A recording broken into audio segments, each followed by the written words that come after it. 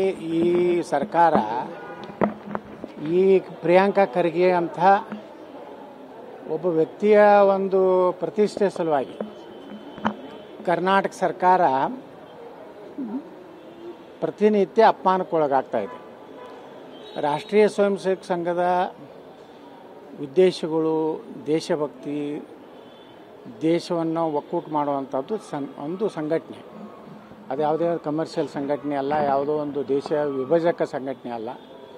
ನಾನು ಪ್ರಿಯಾಂಕಾ ಖರ್ಗೆ ಇಷ್ಟೇ ಹೇಳ್ತಾ ಇದ್ದೀನಿ, ಈ ರಾಜ್ಯದಲ್ಲಿ ಅನೇಕ PFI, SDP ಅಂತ ದೇಶದ್ರೋಹಿಗಳು ಸಂಘಟನೆ ಇವೆ. ನಿಮ್ಮ ತಾಕತ್ತಿದ್ರಿ ಅವ್ರ ಎಲ್ಲ ಸಂಘಟನೆಯನ್ನು ನಿಷೇಧ ಮಾಡಿರಿ.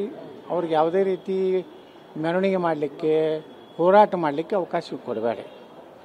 ದೇಶಭಕ್ತ ಸಂಘಟನೆಯ ಪರಿಣಾಮ ಮುಂದಿನ ದಿವಸಗಳಲ್ಲಿ ನಿಮ್ಗೆ ಹಾಗೇ ಆಗ್ತದೆ.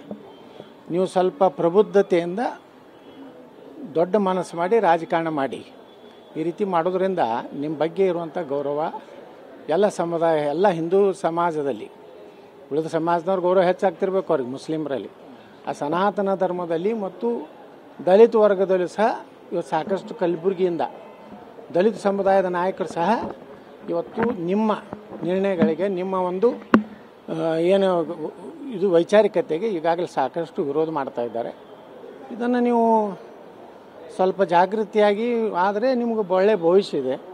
ಬಿಟ್ಟು ಇದರಿಂದ ಒಂದು ಹಠ ಹಿಡಿದು ನಿಮ್ಮ ಕೆಲಸನೂ ಏನೂ ಮಾಡ್ತಾ ಇಲ್ಲ. ನೀವು ಕಲಬುರಗಿ ಏರ್ಪೋರ್ಟ್ ಬಂದಾಗಿ ಹೋಯಿತು, ಬೀದರ್ ಏರ್ಪೋರ್ಟ್ ಚಾಲೂ ಆಗಿದೆ, ಕಲಬುರಗಿ ಏರ್ಪೋರ್ಟ್ ಬಂದಾಯಿತು.